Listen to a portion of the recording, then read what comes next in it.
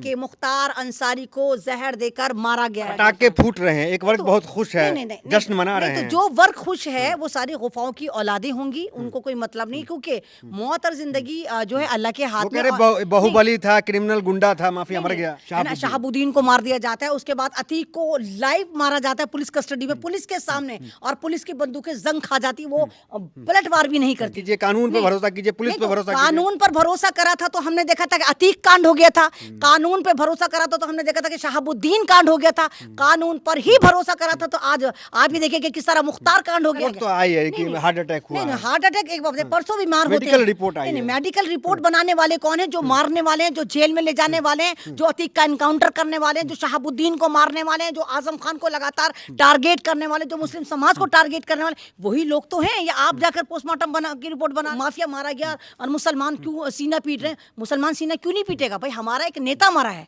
एक तो ऑलरेडी हमें पार्लियामेंट में हमारी हिस्सेदारी नहीं मिलती। आप इस वक्त देखिए जिस तरह टिकटों का बंटवारा हुआ है, वहां मुसलमानों को कहां दिया गया है? हर पार्टी मुसलमानों के नाम से डराती है, मोदी आ जाएगा, मोदी खा जाएगा, योगी आ जाएगा, योगी खा। 3 दिन पहले ये न्यूज मेरे पास भी थी कि मुख्तार अंसारी को जहर दे दिया गया है और अफ्तार के वक्त दिया गया है। उनकी फैमिली, उनकी वाइफ मीडिया के सामने आके, उनके भाई मीडिया के सामने आके, उनके बेटे मीडिया के सामने आके गुहार लगा रहे थे कि हमारे बाप से और हमारे भाई से या हमारे शौहर से मिलने दिया जाए, लेकिन मिलने नहीं दिया गया।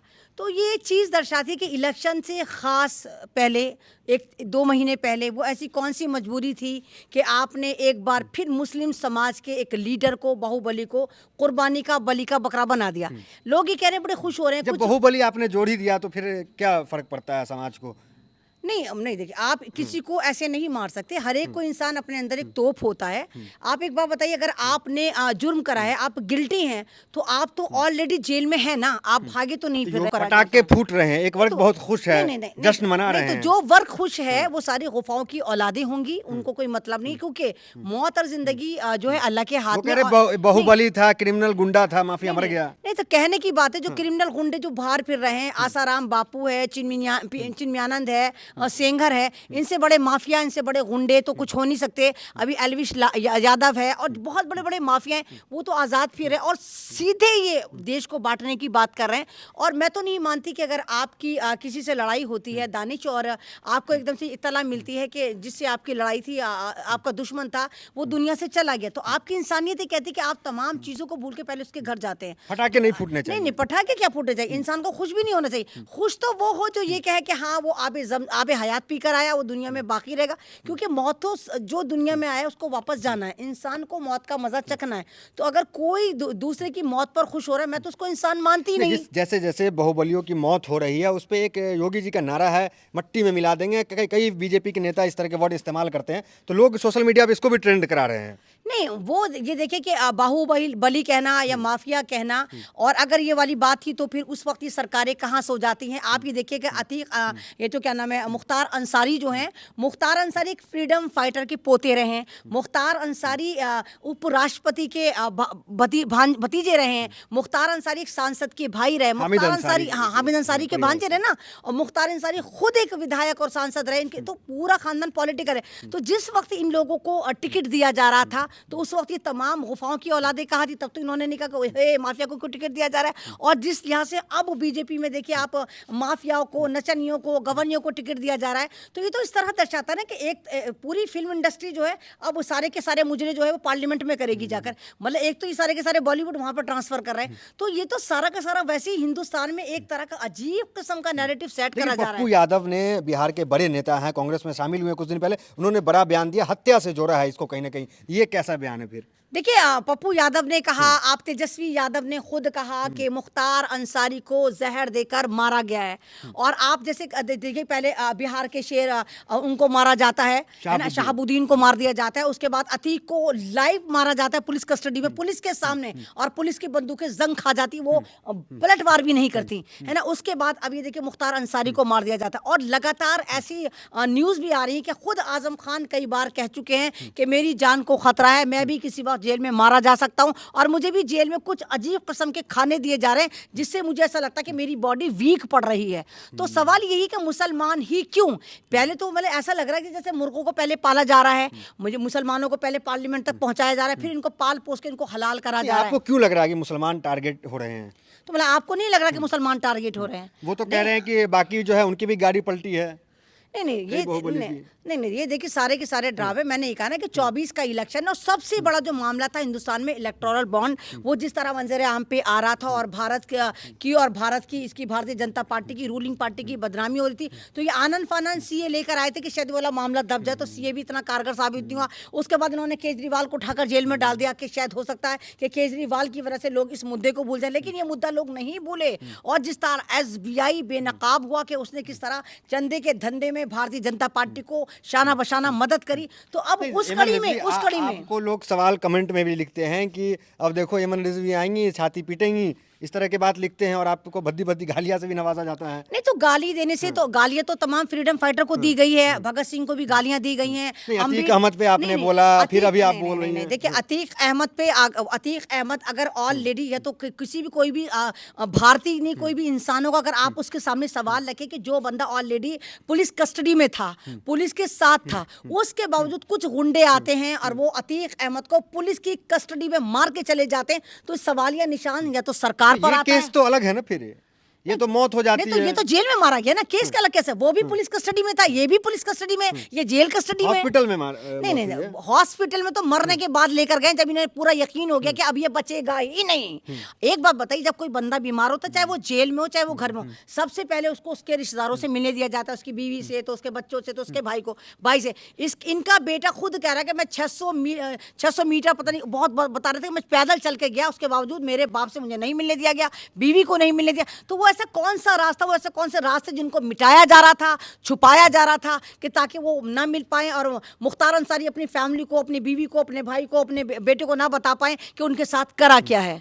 तो अगर आपको लग रहा है कि इस मौत के पीछे भी कहीं ना कहीं गुमनाम कोई साजिशें हैं जिसकी जांच होनी चाहिए? बिल्कुल इसकी जांच होनी चाहिए, पोस्टमार्टम होना चाहिए और एक निष्पक्ष जांच होनी चाहिए, क्योंकि एकदम से आपने कह दिया हार्ट अटैक तो आई है कि हार्ट अटैक हुआ है। हार्ट अटैक एक बात है, परसों बीमार होते हैं, मेडिकल रिपोर्ट आई है। मेडिकल रिपोर्ट बनाने वाले कौन है? जो मारने वाले हैं, जो जेल में ले जाने वाले हैं, जो अतीक का एनकाउंटर करने वाले हैं, जो शहाबुद्दीन को मारने वाले हैं, जो आजम खान को लगातार टारगेट करने वाले, जो मुस्लिम समाज को टारगेट करने वाले, वही लोग तो हैं। या आप जाकर पोस्टमार्टम की रिपोर्ट बना रहे हैं, या हमारे कोई डॉक्टर जाकर, अगर भाई इन लोगों के नेत में फतूर ना होता और अब इनके जिस तरह गुर्दे छिल रहे हैं कि कह रहे हैं नहीं भाई माफिया मारा गया और मुसलमान क्यों सीना पीट रहे हैं, मुसलमान सीना क्यों नहीं पीटेगा भाई? हमारा एक नेता मरा है, एक तो ऑलरेडी हमें पार्लियामेंट में हमारी हिस्सेदारी नहीं मिलती। आप इस वक्त देखिए जिस तरह टिकटों का बंटवारा हुआ है, वहां मुसलमानों को कहां दिया गया है? हर पार्टी मुसलमानों के नाम से डराती है, मोदी आ जाएगा, मोदी खा जाएगा, योगी आ जाएगा, योगी खा जाएगा। ना तो अखिलेश मुसलमानों को इतना टिकट दे पाए, ना कांग्रेस मुसलमानों को इतना टिकट दे पा रही। खुद दिल्ली की 7 सीटों में जहां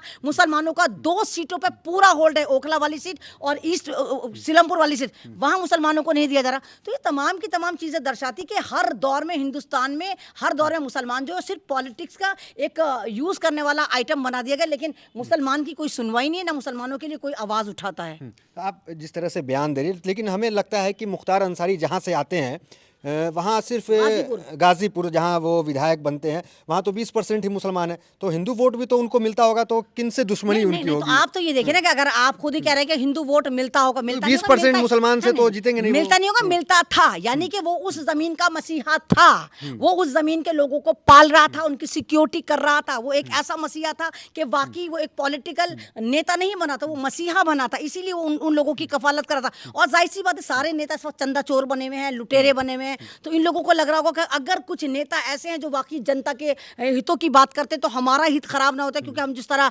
लोगों को लूट रहे हैं। तो इस वजह से भी कहीं ना कहीं हो सकता है कि मुख्तार अंसारी को निपटाया गया हो कि वो जो काम कर रहे थे वो आवाम को जोड़ रहे थे। और ऐसे ही आपने देखा कि जब अतीक को मारा गया तो अतीक को अतीक ने 25 गाँव अडॉप्ट कर रखे थे जहाँ पे वो राशन भेजता था, तो ज्यादातर मेरे हिंदुस्तान के हिंदू गाँव थे, हिंदू बहनें, हिंदू भाई रो रहे थे और छातियां पीट रहे थे कि हमारा मसीहा मार डाला, हमारा राशन कैसे चलेगा, हमारा खर्चा कैसे चलेगा, हमारे बच्चे कैसे पढ़ेंगे। तो मुख्तार अंसारी को आप जो है मसीहा बता रही हैं, नेता बता रही हैं अपना, तो इस पे भी डर नहीं लगता आपको कि कार्रवाई होगी या इस तरह? अरे मतलब डर किस बात का, मतलब आप क्या चाहते हैं?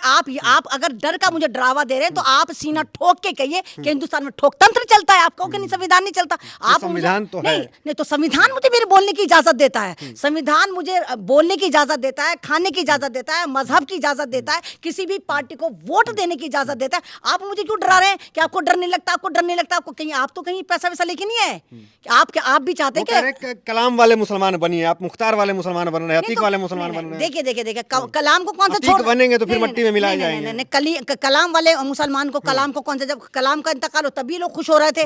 कलाम को खुद ये लोग जिहादी आतंकवादी बताते हैं। तो हम जिस समाज में मूव कर रहे हैं ना, वहाँ ज्यादातर जो सरकारें हाथ, जो एक तरह से कही कि सरकार जिनके हाथ में, वो ये कहते हैं ना कि लंगूर के हाथ में उसरा आ गया और वो हर एक की गर्दन काटता फिर रहा है। तो सेम यही हालत है कि अदरक का जो मजा है वो बंदर चख रहा है और बंदर को अदरक का स्वाद नहीं आता। तो हिंदुस्तान का इस वक्त जो है एक तरह से संविधान भी खतरे में, हिंदुस्तान की 140 करोड़ आबादी का हक और हुकूक खतरे में। और ये आपको समझना चाहिए, बात मुख्तार अंसारी की नहीं है, बात अतीक की नहीं है, बात शहाबुद्दीन की नहीं है, बात है भारत के संविधान की और भारत के चुने हुए नेताओं की। ये चुने हुए नेता तो ये भीख में तो राज्यसभा में नहीं गए थे ना, ये तो नहीं कि भीख में दे दिया और राज्यसभा में जाके इनको जनता ने चुना था, इनको जनता ने चुना था। और जनता आपसे ज्यादा समझदार है, जनता को पता है कि उसके हित के लिए कौन सा नेता अच्छा है। तो जनता के चुने हुए जनार्दन से जो नेता है, अगर आप उनको, खासकर मुस्लिम समाज के नेताओं को इस तरह बैक टू बैक मार के और कभी हार्ट अटैक का नाम देंगे और कभी कहेंगे कोई भी आके मार कर चला गया, तो इस तरह नहीं होता है। आप ये कह रही कि मुस्लिम क़यादत जो है उसको कहीं ना कहीं राजनीति से गुम करने की साजिश है ये? बिल्कुल, मुस्लिम क़यादत को और एक तरह से बहुजन क़यादत को एक तरह से गुम और ख़त्म करने की तैयारी। आप जिस तरह, मतलब आप खुद देखो ना पॉलिटिक्स में इस बार क्या हो रहा है, किस तरह मुसलमानों को अवॉइड करा जा रहा है, मुसलमानों को बिल्कुल एक तरह पछाड़ा जा रहा है। कोई भी पार्टी मुसलमानों को साथ लेके तैयार नहीं है। गठबंधन जब बनाया जाता तो मुसलमानों की पार्टी को, ओवैसी साहब की पार्टी को नहीं पूछा जाता, बदरुद्दीन अजमल को नहीं पूछा जाता, पीस पार्टी को नहीं पूछा जाता, मायावती की बसपा पार्टी को नहीं पूछा जाता। क्यों नहीं पूछा जाता? आपने एक बड़ा नाम बताया आजम खान का, कि आप कह रही हैं कि उनके साथ भी इस तरह की कहीं घटना ना हो जाए। देखिए मैंने नाम नहीं बताया, आजम खान खुद कह चुके हैं कि मेरी जान को खतरा है। अब ये तो नहीं कह सकते कि भाई आजम खान अपने लोकतंत्र पे भरोसा कीजिए, कानून पे भरोसा कीजिए, पुलिस पे भरोसा कीजिए। कानून पर भरोसा करा था तो हमने देखा था कि अतीक कांड हो गया था। कानून पे भरोसा करा था तो हमने देखा था कि शहाबुद्दीन कांड हो गया था। कानून पर ही भरोसा करा था तो आज आप ही देखिए कि किस तरह मुख्तार कांड हो गया है। कानून पर ही भरोसा करा था कि हम देख रहे हैं कि किस तरह मणिपुर बनाया जा रहा है। कानून पर ही हम भरोसा कर रहे हैं कि किस तरह हमारी पहलवानें बैठ जाती है। कानून पर ही भरोसा करा जा रहा है कि जब हमें बार बार एनआरसी का डरावा दिया जाता है, हम कानून का भरोसा करते हैं कि जिस तरह उत्तर प्रदेश में देखिए इन्होंने कहा कि हम मदरसों को बंद करेंगे। हम कानून पर ही भरोसा करते हैं, जिस तरह मौलाना अबुल कलाम आजाद जो एक फाउंडेशन था, जो एक ट्रस्ट था, उसको ही सरकार खत्म कर चुकी। तो कानून पर ही तो भरोसा कर रहे हैं ना हम। तो जनाजे में भी शामिल होंगी आप?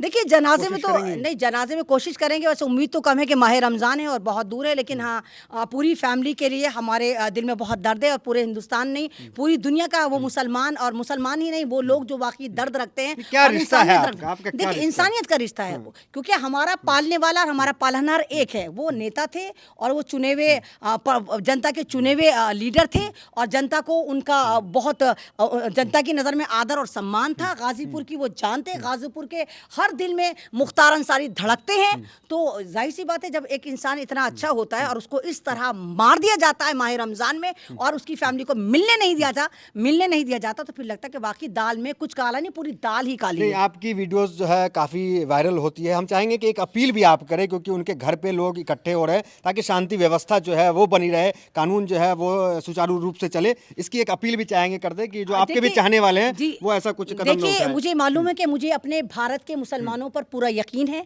कि मेरे भारत का मुसलमान सब्र और शुक्र का एक पैकर है। वो कुछ भी नहीं करेगा सिवाय अपने खुदा से मांगने के अलावा। और ये रहमतों का महीना, ये फजीलत का महीना है, और इस महीने में बस हम यही कहते हैं, उनकी फैमिली का जो कफ़ारा है, जो नुकसान है, वो तो हम पूरा नहीं कर सकते, लेकिन हम दुआ करेंगे कि मुख्तार अंसारी को अल्लाह ताला जन्नतुल फिरदौस में आला मकाम हासिल करे, और उनका जो फैमिली उसको सब्र जमील अता करे। और वो जो एक शहादत, हम तो उसको शहादत कहेंगे, एक शहादत ही हुई है, रमज़ान में उनको मार दिया गया और तब तमाम इल्ज़ाम लग रहे हैं। तेजस्वी यादव खुद कह रहे हैं कि उनको मारा गया है। Time express, Hindustan times paper है, वो भी कह रहा है कि उनको जहर देकर मारा गया है। तो हम ये चाहते हैं कि इस तरह की आगे हादसे ना हो, लेकिन इसके लिए आप तमाम जनता को सब्र तहम्मुल के साथ साथ जब इलेक्शन होते हैं तो अपने वोट की चोट का सही इस्तेमाल करना पड़ेगा। आपको खुद पता होना चाहिए कि आप किस नेता को चुनना, ताकि वो आपके हक और हुकूक की लड़ाई लड़े। तो ये एमन रिजवी थी, तमाम सवालों का बड़ी बेबाकी से जवाब दे रही थी। मुख्तार अंसारी के मौत पे तमाम तरीके के दावे किए जा रहे हैं कि मौत ऐसे हुई, लेकिन जो रिपोर्ट आई है मेडिकल की वो ये कहती है कि मुख्तार अंसारी को जेल में तबीयत ख़राब होती है, हॉस्पिटल जाते हैं, वहाँ उनकी मौत हो जाती है और हार्ट अटैक से ये मौत होती है। हमारी भी अपील रहेगी आप तमाम लोगों से कि शांति व्यवस्था बनाए रखें, कानून का पूरी तरीके से पालन करें। और जो बयान एमन रिजवी ने दिया है उनको भी लेकर के इन्होंने कहा है कि शांति व्यवस्था जो है वो बरकरार रहनी चाहिए। तो फिलहाल वीडियो में इतना ही, मिलता है अगली वीडियो से। बने हमारे साथ, बहुत बहुत धन्यवाद।